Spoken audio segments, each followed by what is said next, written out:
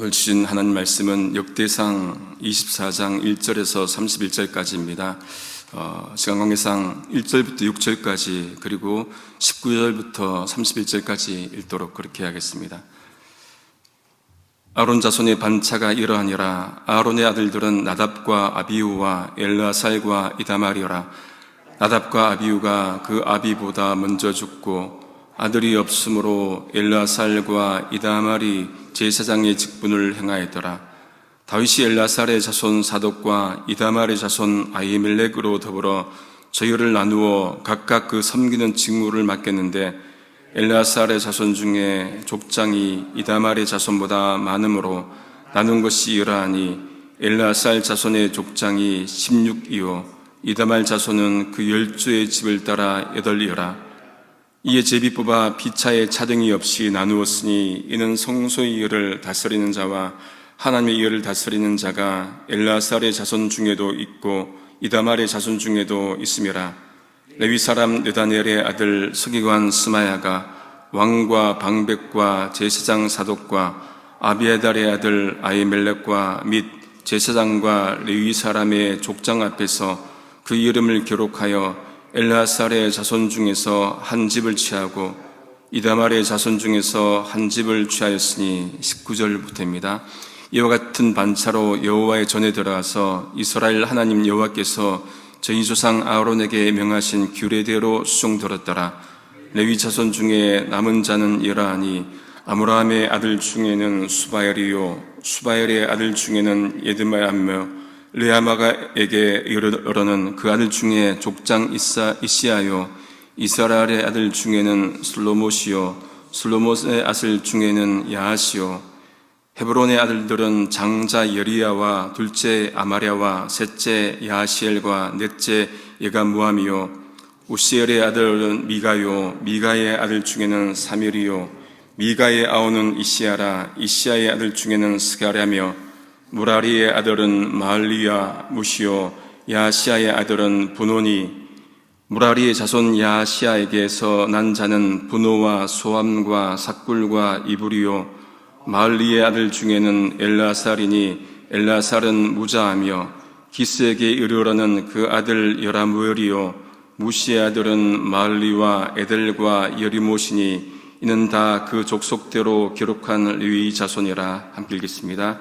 이 여러 사람도 다윗 왕과 사독과 아히멜렉과 및 제사장과 레위 족장 앞에서 그 형제 아론 자손처럼 제비 뽑혔으니 장자의 종가와 그 아우의 종가가 다름이 없더라. 아멘. 역대상 24장 말씀은 제사장의 직무에 대해서 말씀해 주고 있습니다. 하나님의 일을 감당한 이들은 레위 집안이었죠. 또 제사장 직분은 아론 계열만 할 수 있었습니다. 잠깐 레위 집안과 아론 집안을 한번 잠깐 보도록 하겠습니다. 레위는 잘 아신 대로 야곱의 셋째 아들입니다. 그 레위의 아들들 셋 아들이 있죠. 누가 있습니까? 게르손 혹은 게르솜 그러기도 하고 그앗 혹은 고앗이라고 하고 그 다음에 무라리가 있습니다. 이들 중에 고앗, 그앗 아들 중에 아므람이 있는데 그의 아내가 누구입니까? 잘한 대로 요게벳입니다. 이들에게서 세 자녀가 나오는데 아론과 모세와 미리암이 태어납니다. 이 아론에서 나온 아들들이 나답과 아비후와 엘르아살과 이다말이죠. 그런데 나답과 아비후가 그들의 아버지보다 먼저 죽게 됩니다. 아들들이 없어서 이제 엘르아살과 이다말이 그 제사장 직분을 맡게 되죠. 그러면 왜 나답과 아비후가 죽게 되었습니까? 레위기 10장 1절 2절입니다. 아론의 아들 나답과 아비후가 각기 향로를 가져다가 여호와의 명하시지 않은 다른 불을 담아 여호와 앞에 분향하였더니 불이 여호와 앞에서 나와 그들을 삼키매 그들이 여호와 앞에서 죽은지라. 나답과 아비후가 하나님께서 명하지 않은 다른 불을 들였다가 분향했다가 죽게 된 것입니다. 여기 하나님께서 명하지 않은 다른 불은 무엇일까요? 레위기 16장에 보시면은 하나님께서 모세에게 이제 아론에게 말하라고 하면서 말씀하신 내용들이 나옵니다. 레위기 16장 11절부터 13절입니다. 아론은 자기를 위한 속죄제의 수송아지를 드리되 자기와 권속을 위하여 속죄하고 자기를 위한 그 속죄제의 수송아지를 잡고 향로를 취하여 여호와 앞 단 위에서 피운 불을 그것에 채우고 또 두 손에 곱게 간 향기로운 향을 채워 가지고 장 안에 들어가서 여호와 앞에서 분향하여 향연으로 증거궤 위 속죄소를 가리우게 할지니 그리하면 그가 죽음을 면할 것이며 그렇게 말씀하셨습니다. 즉 속죄소 수송아지를 잡고는 향로를 취하여서 여호와 앞 단 위에서 피운 불을 그것을 가지고 그것을 채우라는 말씀이었습니다. 다시 말하면은 여호와의 제단 위에 있는 그 숯불만을 사용하라는 그 명령이셨는데 나답과 아비후는 그 불이 아니라 다른 불을 들여서 그렇게 이제 죽은 것이지요. 여기 하나님께서 명하지 않은 다른 불을 영어로 보니까 unauthorized fire 그렇게 나옵니다. 즉 승인되지 않은 불, 합당치 않은 불 그런 의미일 겁니다. 우리가 건물에 들어가면은 그런 문구 보신 적이 있죠. Authorized personnel only. 관계자 외 출입 금지 그런 문구를 보셨을 겁니다. 그러면은 관계되지 않은 사람은 들어가지 못한다는 얘기죠. 담당자만 거기에 들어갈 수가 있습니다. 제사장은 authorized person이잖아요. 그 사람은 그것만 할 수 있는 겁니다. authorized thing. 그 합당한 것만 해야 되는데 자기가 마음대로 해서는 안 된다는 것을 말씀해 주는 것이죠. 제사장이라고 함부로 무엇인지 막 해도 되는 것이 아니라 하나님이 명하신 그것만 해야 된다는 것을 볼 수 있습니다. 좀 더 생각해 보면은 하나님은 유대인들을 택하셨습니다. 그를 택하셔서 하나님의 역사를 만들어 가셨습니다. 그런데 유대인 혈통만 갖고 있으면은 모든 것이 정당한가요? 그렇지 않습니다.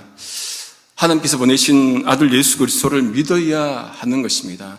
혈통으로 태어났다고 그들이 구원받는 것이 아니라 하나님의 뜻을 이루는 것이 믿는 것이 바람직한 유대인이겠지요. 우리 모두도 하나님이 세우신 제사장들입니다. 그러니 우리 뜻대로 마음대로 하는 것이 아니라 하나님의 뜻대로 명하신 대로 행해야 할 것입니다. 이렇게 나답과 아비후가 죽고 엘르아살과 이다말이 제사장 직분을 이제 행하게 됩니다. 다윗 왕은 아론 계열에 속한 제사장들을 24반차로 반열로 세워서 성전 직무를 이제 맡깁니다. 다윗이 엘르아살 자손 가운데는 사독을 세우고 이다말 자손 가운데는 아히멜렉을 세워서 함께 이제 일합니다. 다윗 왕이라고 이제 혼자서 일하지 않아요. 여러 갈래로 나누어서는 할 일 직무를 맡깁니다. 누구도 공동체 안에서 혼자 일하지 못합니다. 함께 일해야 합니다. 그럴 때 혼자면 절대 못한 일을 함께 할 수가 있겠지요. 우리 잘 아는 출애굽기 17장에 보면은 모세가 아말렉과 전쟁에서 이기지 않습니까? 그런데 혼자 전쟁에서 이깁니까? 아니에요. 그것도 모세는 산에서 두 손 들고 기도만 하죠. 누가 나가서 싸웁니까? 여호수아가 나가서 싸웁니다. 그리고 모세가 혼자서 두 손 듭니까? 아니에요. 두 손 드는 거 도와준 사람이 있었지요. 누굽니까? 아론과 훌이 도와줍니다. 그렇게 함께 했을 때 그 전쟁에서 이기게 되는 것을 보게 된다는 것이죠. 다윗은 왕임에도 불구하고 혼자 하지 않았습니다. 함께 이스라엘을 세워간 것을 보게 됩니다. 그것도 어떻게 합니까? 차등 없이 합니다. 이제 엘르아살 집안과 이다말 집안을 이렇게 보면은 좀 숫자가 차이가 납니다. 엘르아살 자손 중에 족장 우두머리가 이제 이다말 자손보다 배나 많습니다. 이 엘르아살 집안에서는 족장이 16명이죠. 그런데 이다말 집안에는 8명이 있습니다. 이렇게 되면은 어느 쪽을 더 많이 선택하게 되겠습니까? 많은 쪽을 당연히 선택하겠지요. 그런데 다윗은 그렇게 하지 않았습니다. 성전 이어를 맡은 자와 하나님의 이어를 맡은 자가 엘르아살 집안에도 있고 이다말 집안에도 있으니까 어떻게 합니까? 제비 뽑아서 피차에 차등 없이 균등하게 그렇게 나누었다고 말씀하고 있습니다. 그래서 6절에 보면은 레위 사람 서기관 스마야가 어떻게 합니까? 왕과 지도자들과 사독과 아히멜렉과 또 레위 사람 가문의 지도자들이 이제 보는 앞에서 이제 나누지요. 엘르아살 집안에서 한 명을 뽑고 또 이다말 집안에서 한 명을 뽑고 그렇게 해서 그 이름들을 이제 기록하게 됩니다. 은밀하게 하지 않고 공개적으로 합니다. 투명하게 뽑은 것을 볼 수가 있습니다. 차별 없이 불공평함 없이 그렇게 문제를 이제 해결해 가게 됩니다. 우리가 아이들을 키우다 보면은 아이들이 가장 민감할 때가 언제입니까? 혼자면 모르겠는데 둘 이상 키우면은 어떻게 됩니까? 자기가 뭔가 좀 부당하다, 불공평하게 대접받는다 하면은 화를 내거나 애들이 불평을 하죠. 더 사랑받는 것 같고 화낸 애들은 세상에 아무도 없을 겁니다. 왜 날 더 많이 주지 엄마, 아빠? 왜 날 더 사랑하지? 그런 것 같고 아이들이 불평하지 않아요. 그런데 조금만 더 형이나 오빠나 누나에게 더 주거나 하면은 짜증을 내죠. 왜? 부당하다고 아이들도 생각하기 때문에 그렇습니다. 어느 공동체든 일할 때 이쪽 저쪽 차등 없이 impartially 그렇게 돼야 서로 문제가 없을 것 같습니다. 그러기 위해서 이제 한 제도가 제비뽑기 아니겠습니까? 그것도 좋은 것 같습니다. 다윗은 그런 것까지 세심하게 보살펴서 나라를 이제 다스리게 됩니다. 이렇게 해서 24명의 성전 도미가 세워지는데 7절부터 이제 18절까지 쭉 이제 열거가 되는 것을 보게 됩니다. 이들 24반차는 이제 여호와의 성전에 들어가서 일을 하게 되는데 이 매일 성경 해설서에 보니까 각 반차가 1년에 2번씩 들어가는데 한 번마다 한 주간씩 그렇게 담당했다고 그렇게 나와 있습니다. 그런데 그것을 무엇을 따라서 그렇게 합니까? 말씀해 보니까 19절 말씀에 보면은 이스라엘의 하나님 여호와께서 저희 조상 아론에게 명하신 규례대로, 다시요, 이스라엘의 하나님 여호와께서 저희 조상 아론에게 명하신 규례대로 그렇게 했다고 말씀합니다. 자기들 마음대로 한 게 아니라 나답과 아비후처럼 마음대로 그냥 분양한 게 아니라 하나님의 말씀대로 반차 제도에 따라서 그렇게 했다는 것이지요. 이스라엘 백성들이 여러분 성경에 보면은 하나님의 말씀대로 행한 것이 곳곳에 나오지 않습니까? 물론 말씀을 거역한 것도 많지요. 그런데 순종한 경우도 많이 있습니다. 예를 들면은 창세기 6장에 보면은 사람들의 죄악이 세상에 가득한 것을 보고는 하나님께서 땅을 썰어버리겠다, 사람들을 썰어버리겠다, 내가 창조했지만은 썰어버리겠다, 그렇게 말씀을 하십니다. 그리고 난 다음에 노아에게는 방주를 지으라고 말씀을 하시지요. 근데 여러분, 노아가 방주를 어떻게 짓겠습니까? 지금 방주가 어떻게 소용이 있겠습니까? 비도 안 오고 멀쩡한데, 그런데 노아는 방주를 짓습니다. 말씀에 따라서, 말씀에 순종해서 방주를 짓지요. 창세기 6장 22절입니다. 노아가 그와 같이 하되 하나님이 자기에게 명하신 대로 다 준행하였더라.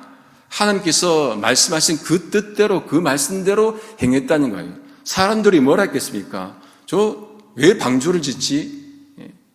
그런데 이 노아는 말씀대로, 하나님의 말씀이니까 지킨 거예요. 예수님조차도 여러분 말씀대로 따르지 않습니까? 돌아가시기 전날 밤에, 십자가 지시기 전날 밤에 이렇게 기도하십니다. 누가복음 22장 42절 새번역입니다. 아버지, 만일 아버지의 뜻이면 내게서 이 잔을 거두어 주십시오. 그러나 내 뜻대로 되게 하지 마시고 아버지 뜻대로 되게 하여 주십시오. 내 뜻대로 되는 게 중요한 것이 아니라 아버지 뜻대로 되는 것이 중요합니다. 순종하게 되는 것을 보게 됩니다. 철저히 하나님의 뜻을 따랐던 예수님을 본다는 것이지요. 한양대 국문과 정민 교수님이 계신데 이런 책을 쓰셨습니다. 다산선생 지식경영법, 그런 책을 썼는데, 다산 그러면 누구입니까? 정약용이죠. 정약용 선생. 그 선생의 일화를 소개를 합니다. 이 정약용 선생이 이제 글을 쓰는데, 이제 책상에 이제 이렇게 의자도 아니고 이제 방바닥에 앉아갖고 이제 책상 다리하고 이제 글을 쓰는데, 하도 집중해서 글을 쓰다 보니까 이 바닥에 닿는 쪽이 어디겠습니까? 복사뼈예요. 근데 그 복사뼈에 구멍이 3번이나 났다고 합니다. 그런 건 들어보지 못했는데 얼마나 집중해서 글을 쓰고 했으면은 이 복사뼈에 구멍이 나겠습니까? 그 책 3강에 보니까 소제목이 이렇습니다. 메모하고 따져보라. 강론에 들어가면은 읽은 것을 초록하여 이렇게 발제해서 가늠하고 따져보라. 생각이 떠오르면 수시로 메모하라. 되풀이해서 검토하고 따져서 점검하라. 생각을 정돈하여 끊임없이 살펴보라. 기미를 분별하고 미루어 헤아려라. 이런 것 보면은 우리도 성경 공부할 때 이렇게 해야 된다는 것들을 좀 배우게 됩니다. 읽고 또 읽고 묵상하고 또 묵상하고 공부하고 따져보고 점검하고 그렇게 공부를 해야 된다는 것이죠. 여러분, 말씀대로 우리가 지키기 위해서는 어떻게 합니까? 하나님의 말씀을 알아야겠죠. 우리가 하나님의 말씀을 알아야 듣고 읽고 배우고 공부하고 연구하고 해야 그 말씀이 무엇을 말씀하신지를 알겠지요. 그러면은 그 말씀대로 살게 될 것입니다.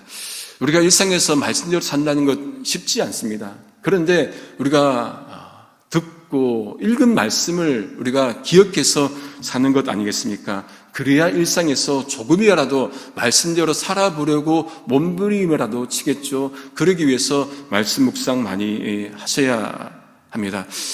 24명의 제사장들은 나답과 아비후와 대조적으로 어떻게 합니까? 말씀대로 규례대로 일을 진행한 것을 보게 됩니다. 우리도 주님의 뜻대로 우리가 맡겨진 일들을 또 감당해야 할 것입니다. 이제 20절 이후부터 보면은 다윗이 레위 자손 중에 기록에서 빠진 자들을 이제 다시금 기록하는 것을 보게 됩니다. 앞서 23장에서 레위 사람들을 파악을 했는데, 근데 빠진 자들이 좀 있었습니다. 그래서 그 족속대로 가문대로 다시금 이제 좀 쓰는 것이 20절에서 30절까지 쭉 이어져 나오게 됩니다. 이제 마지막 31절에 보면은 이 여러 사람도 다윗 왕과 사독과 아히멜렉과 제사장과 레위 족장 우두머리 앞에서 그들의 형제 아론 자손처럼 이제 제비 뽑히게 되는데, 그런데 장자의 가문도 막내 동생 아우의 가문도 공평하게 제비를 뽑아서 이제 그렇게 했다는 것이 다시금 기록되어 있습니다. 명단에서 빠진 사람들을 그냥 두지 않고 그냥 지나칠 수도 있을 것 아닙니까? 그런데 다시 기록하게 된 것을 보게 됩니다. 하나님의 일에 소외되는 사람이 없도록 살핀 것이라 할 수가 있겠죠. 공동체 안에서뿐만 아니라 어떤 일에도 소외되는 사람 없이 은사 따라서 그 일을 좀 감당하도록 그런 기회도 주고 해야 할 것 같습니다. 송명희 시인이 우리 잘 아는데, 나 가진 재물 없으나 그 시가 보면은 노래죠. 공평하신 하나님이 나 남이 가진 것 나 없지만 공평하신 하나님이 나 남이 없는 것 같게 하셨네. 둘은 대조적입니다. 나에게 남이 가진 것이 없을 때 어떻게 됩니까? 불평하죠. 그런데 남이 가진 것이 없을 때 내가 갖고 있는 것을 느낄 때 어떻게 됩니까? 감사하게 됩니다. 우리는 모두가 인간이기 때문에 이 둘 사이에서 왔다 갔다 하는 것 같습니다. 불평도 하다가 또 감사도 하다가 불평도 하다가 감사도 하다가 그런 가운데 균형 잡힌 삶을 우리가 살아가야 할 것입니다. 말씀을 정리합니다. 성전 직분자들이 하나님의 성전에서 규례대로 맡은 일에 최선을 다해서 살았듯이 우리 모두도 말씀대로 찬송 부른 것처럼 죽도록 충성하라 죽도록 그렇게 충성하는 삶을 살 수 있기를 성부성자 성령이신 삼일체 하나님의 이름으로 소망합니다. 기도하시겠습니다. 하나님 아버지 감사합니다. 저희를 하나님의 자녀 삼아주시고 우리에게 생명의 말씀 주셔서 그 말씀 읽고 듣고 배우게 하시니 감사합니다. 하나님, 하루하루 살아갈 때 내 뜻이 아닌 하나님의 뜻대로 살 수 있게 도와주시옵소서. 하나님의 말씀이 아니면 하지 않게 하시고 하나님께서 원하시지 않는 길이라면 가지 않도록 도와주옵소서. 그러기 위해 더욱더 말씀 안에서 살아가도록 인도해 주옵소서. 예수님의 이름으로 기도드립니다. 아멘.